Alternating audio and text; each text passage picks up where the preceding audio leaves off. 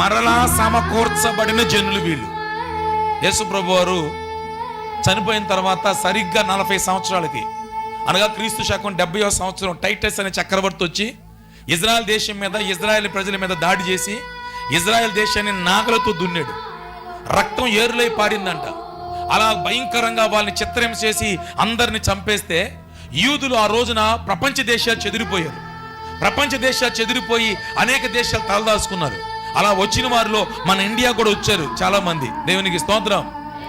Titus చక్రవర్తి యొక్క ధాటికి, Titus చక్రవర్తి యొక్క ఆయన యొక్క యుద్ధానికి తట్టుకోలేక ఇజ్రాయెల్ దేశం పాడు దెబ్బగా మార్చబడింది. పాడు దెబ్బగా మార్చబడిన తర్వాత ఏఎస్కే గ్రంథం 37వ అధ్యాయంలో చెప్పబడినట్టుగా ఆయన వాళ్ళందరిని కూడా సమకూరుస్తానని చెప్పినట్టుగా 1948వ సంవత్సరం మే 14వ తారీఖున వారందరికీ ఆ దేశాన్ని దేవుడు అనుగ్రహించాడు.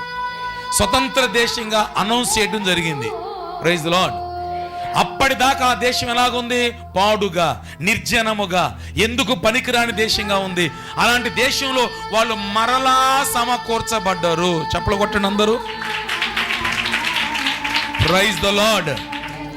ఒకటి భూమికి సెంటర్లో ఉన్నారు, రెండోది మరలా సమకూర్చబడిన జనం.